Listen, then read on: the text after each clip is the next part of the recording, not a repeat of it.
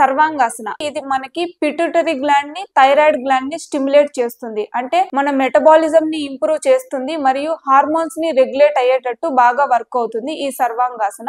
బద్ధకోణాసన ఇది ఏంటి అంటే మనకి ఓవరీస్ ని స్టిమ్యులేట్ చేస్తుంది, మన రిప్రొడక్టివ్ హెల్త్ ని మెయింటైన్ అవ్వడానికి కూడా బాగా వర్క్ అవుతుంది. అదే విధంగా మనకి భుజంగాసన. భుజంగాసన ఏంటి అంటే ఇది అడ్రినల్ గ్లాండ్ ని స్టిమ్యులేట్ చేస్తుంది. అడ్రినల్ గ్లాండ్ అనేది మనకి కిడ్నీ పైన ఉంటుంది. మనకి పెల్విక్ ఏరియాలో ఉండే బ్లడ్ ఫ్లో ని ఇంప్రూవ్ చేయడానికి వర్క్ అవుతుంది. అదే విధంగా మన హార్మోన్స్ ని బ్యాలెన్స్ చేయడానికి బాగా వర్క్ అవుతుంది. మత్యాసన థైరాయిడ్ గ్లాండ్ ని స్టిమ్యులేట్ చేస్తుంది మరియు పారాథైరాయిడ్ గ్లాండ్ ని స్టిమ్యులేట్ చేస్తుంది. దీని వలన మనకి ఒత్తిడి అనేది బాగా తగ్గుతుంది. యాంగ్జైటీ ప్రాబ్లం ఏమన్నా ఉన్నా క్లియర్ అవుతుంది. అదే విధంగా మనకి సేతుబంధాసన. సేతుబంధాసన ఏంటి అంటే థైరాయిడ్ గ్లాండ్ ని యాక్టివేట్ చేస్తుంది మరియు పెల్విక్ ఆర్గాన్స్ ను కూడా యాక్టివేట్ చేస్తుంది. ఇది చేయడం వలన మనకి ఎలాంటి ప్రాబ్లం క్లియర్ అవుతుంది అంటే ఇన్ఫర్టిలిటీ ప్రాబ్లం క్లియర్ అవ్వచ్చు. అదే విధంగా ఉష్ట్రాసన. ఉష్ట్రాసన ఏంటి అంటే ఇది థైరాయిడ్ గ్లాండ్ ని మరియు అడ్రినల్ గ్లాండ్ ని స్టిమ్యులేట్ చేస్తుంది. మన కార్టిసాల్ లెవెల్ ని తగ్గించేటట్టు చేస్తుంది. మన మైండ్ ని కూడా కామ్ గా ఉంచుతుంది.